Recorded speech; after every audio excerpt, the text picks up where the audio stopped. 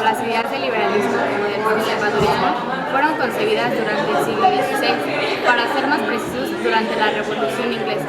Fueron creadas pensando en crear un Estado más ordenado y laico, sustituir los privilegios del Estado por La Ilustración traía implícita el liberalismo por sus ideas, que más adelante fueron reforzadas con las diferentes revoluciones y donde se difundió la soberanía nacional, la igualdad del hombre, la tolerancia religiosa.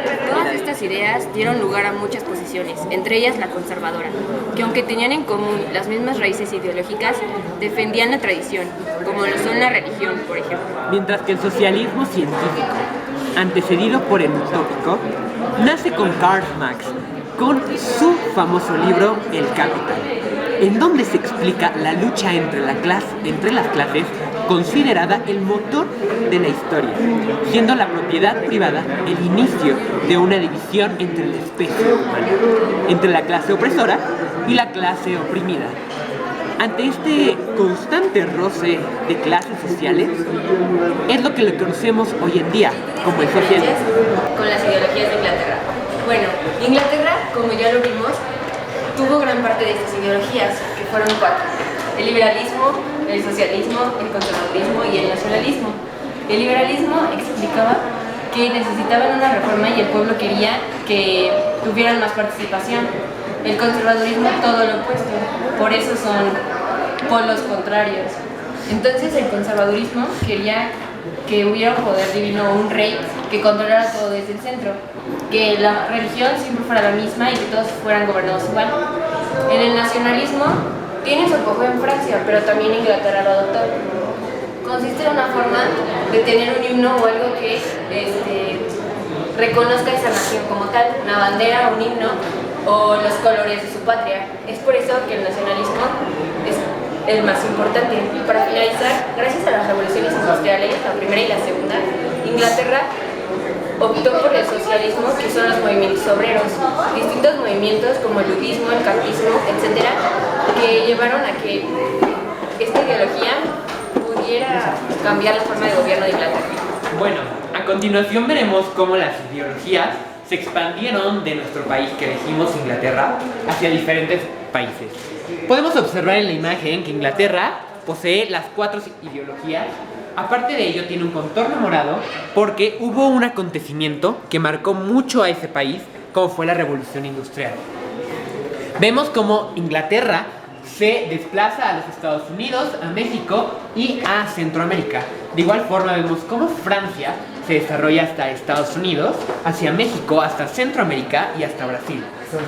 De igual forma vemos cómo Alemania es igual invadida por Francia con las ideologías e Italia.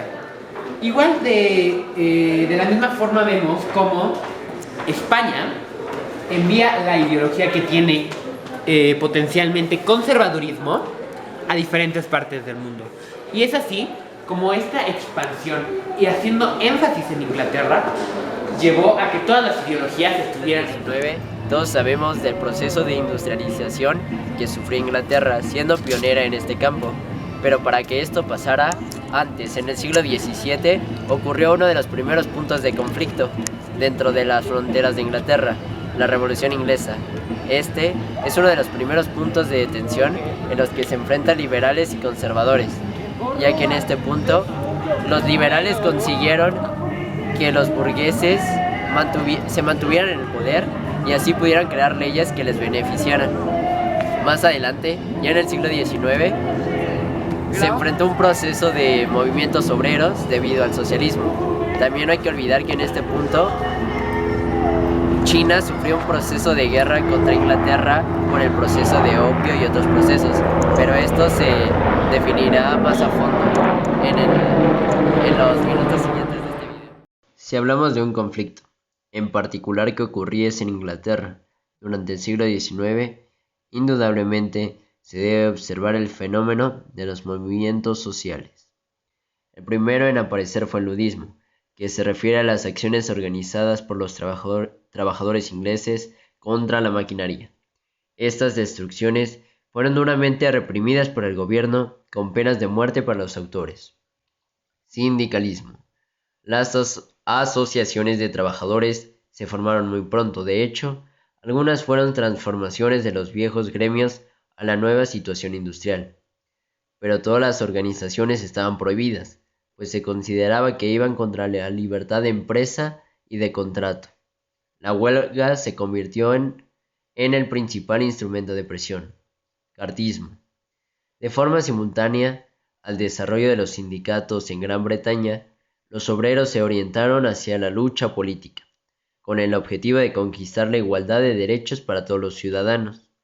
La importancia del cartismo reside especialmente en que anticipó las grandes luchas políticas y sociales de los obreros en las últimas décadas del siglo XIX, cuando se promueven y funden partidos políticos socialistas.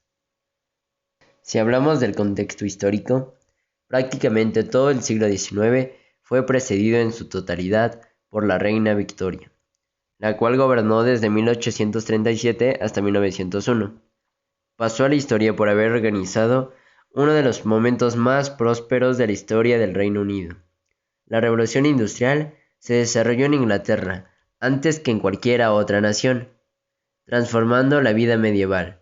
No obstante, los grupos sociales se vieron influidos por dicha revolución de forma desigual, creando varios grupos como la alta burguesía, después la media y baja burguesía, y hasta el final de la pirámide social, los proletarios. Durante esta época, también recordemos que se dio la famosa Guerra del Opio con China. Esta guerra se dio en dos etapas diferentes, 1839 a 1842 y de 1856 a 1860. Casi todo el siglo XIX, el joven país afrontó guerras internas por el poder. Tras la consumación de la independencia nacional, se discutía la forma de gobierno de la nueva nación. México estuvo en constante pelea entre liberadores y conservadores. Actualmente México es una nación liberal. En Europa, con la Revolución Industrial Inglesa y la Revolución Francesa, van a cambiar las estructuras económicas, sociales y políticas de Europa, dando paso a transformaciones de tipo político en que la monarquía absoluta es sustituida por regímenes monárquico-constitucionales. Para finalizar, siento que Estados Unidos logró consolidarse como una potencia gracias a todas las ideologías de las cuales logró captar lo mejor y lo peor. Es y será siempre un país. En conclusión, podemos afirmar que la llegada de estas ideologías a Inglaterra tuvo un muy bien benéfico para la sociedad.